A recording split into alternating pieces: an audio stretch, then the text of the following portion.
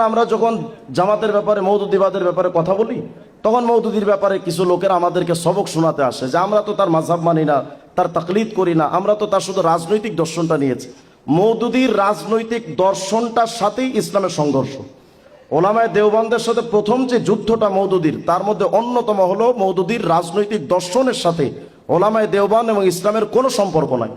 যেমন মওদুদি তার ইসলামের ব্যাপারে একটা ব্যাখ্যা করেছে। ইসলাম কাকে বলে? আমরা তো জানি সূরা আলে ইমরানের 19 নম্বর আয়াত, সূরা মাইদা 3 নম্বর আয়াত, ইন্না দীনা ইনদাল্লাহিল ইসলাম, যে আল্লাহর কাছে একমাত্র গ্রহণযোগ্য দিন বা ধর্মের নাম ইসলাম।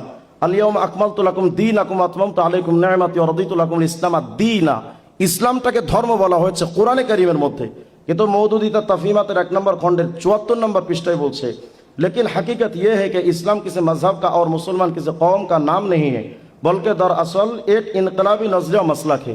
মানে ইসলাম এটা কোনো ধর্মের নাম নয় এবং এই মুসলিম সভ্যতা এটা কোনো ধর্মীয় জনগোষ্ঠীর নাম না, বরং এটা একটা বৈপ্লবিক চিন্তা চেতনা। তার মানে তারা ইসলামকে শুধু বুঝে যুদ্ধ করে সংগ্রাম করে ইসলাম প্রতিষ্ঠা করা। আচ্ছা আমাকে বলেন, এই যে বক্তব্যটা ব্যাখ্যাটা মওদুদি দিয়েছে, এই বক্তব্যটা কোনো সাহাবায়ে কেরাম দিলেন না তাবিঈনে কেরাম দিলেন, আইম্মা মুজতাহিদিন, সালফে সালিহিন, মুআররিখিন, মুফাসসিরিন, কে দিয়েছে এই বক্তব্যটা?